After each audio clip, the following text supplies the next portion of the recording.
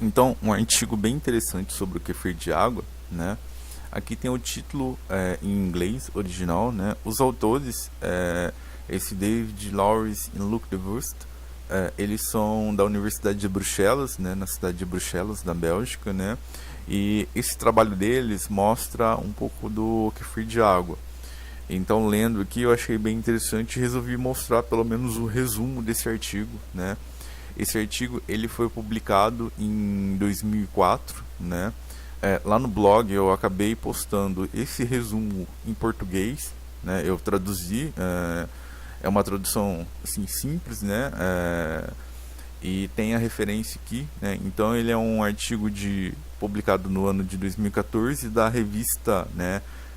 Applied Environmental Microbiologia, né? Revista aplicada de microbiologia ambiental da Sociedade Americana de Microbiologia, né? Aqui está o resumo já traduzido, né?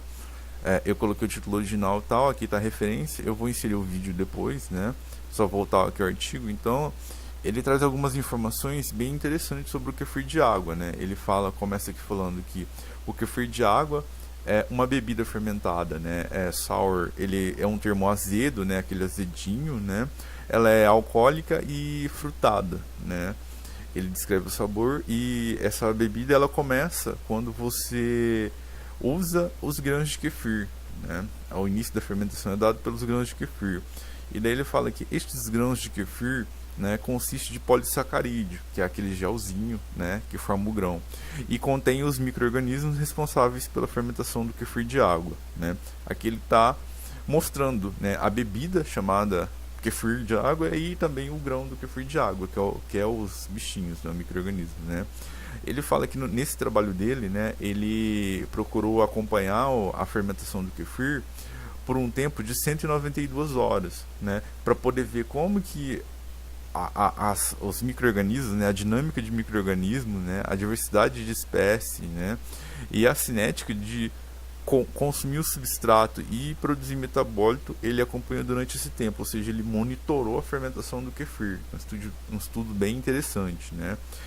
Ele já vem falando aqui que a maioria, né, dos micro-organismos, né, presente nesse ecossistema que ele falou, ou seja, na microbiota, né, no líquido, a origem é os grãos do kefir de água, realmente, né. Aqui ele destaca que os micro-organismos mais importantes que ele achou foi o Lactobacillus casei, né, esse Lactobacillus arbinensis, ele destaca o Lactobacillus hilgard, Bifidum bacterium, esse nome aqui, Psicroaerophilum, né, ou Crudilactis, né, esses nomes são de origem latina, né, então é um pouco chato de falar, né. Tem aqui essas foram as bactérias, né, e depois ele destaca essas leveduras, o Saccharomyces cerevisiae e essa levedura Decra bruxelensis, né. Esses são os que ele achou como mais importante, mas ele achou mais micro-organismos. Depois eu vou mostrar, né. Na verdade eu vou mostrar agora, só para a gente ver o quanto micro-organismo ele identificou. Aqui tem uns gráficos, é um artigo científico e tal, né.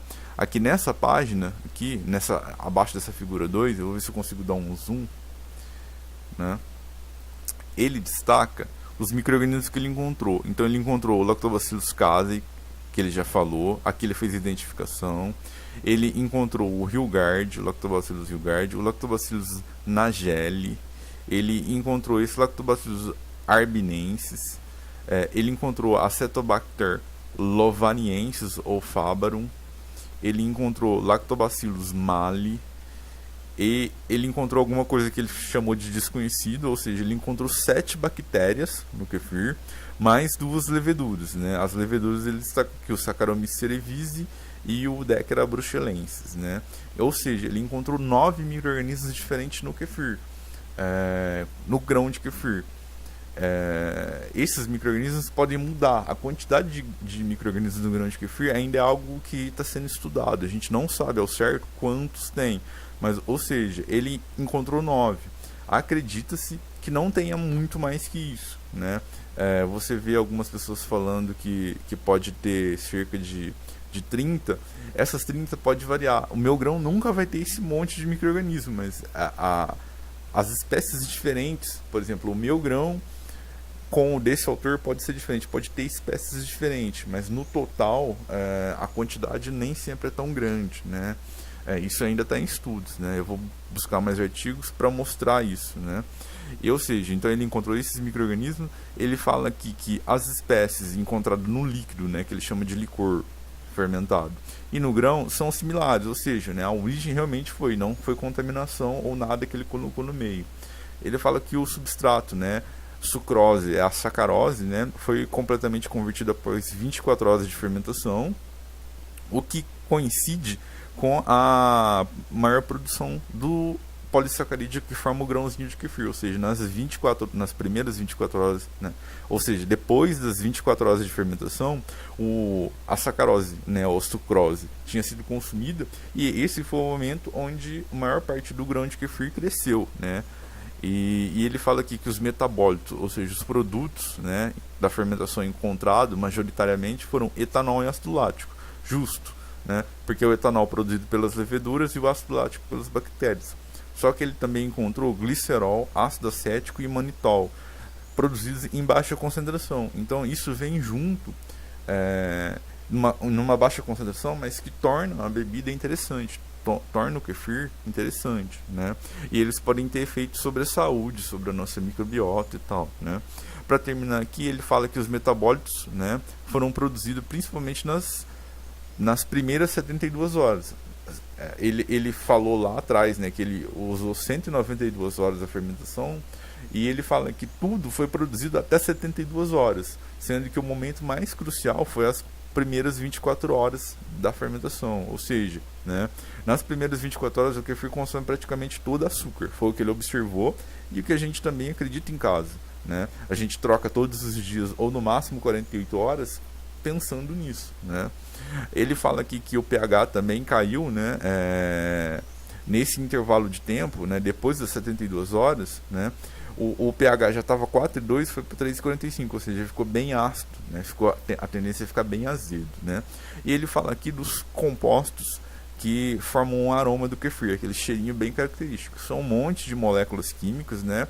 Normalmente essas moléculas, por exemplo, aqui acetato de etila, acetato isoamílico, são compostos que a indústria usa como aromatizante de fruta. Então, esse acetato de etila, ele tem um cheiro de pera. A pera tem esse composto, né? É responsável pelo cheiro da pera. Só que na pera tem mais compostos e forma o cheiro da fruta. Mesma coisa no kefir. É um monte de composto responsável pelo cheiro. Aqui ele identifica o que ele fala que são os principais e que são significativos para o aroma do fermentado final. Então o gosto característico é responsável por esses compostos, né? E aí ele traz o resumo e tem todo o artigo científico, então e ainda na área de microbiologia. Não dá para aprofundar tanto, mas são informações que são interessantes para o nosso dia a dia, né? Assim que gravar o vídeo será inserido aqui nessa postagem do blog, nesse espacinho aqui, e aqui tem o resumo traduzido para quem quiser ler com mais calma, e a referência está aí. Infelizmente eu não posso ceder esse artigo, né, porque esse artigo ele tem direitos autorais e nem posso traduzi-lo em todo, né? Então, mas se vocês procurarem aí na internet, vocês encontram como baixar esses artigos e encontram mais informações.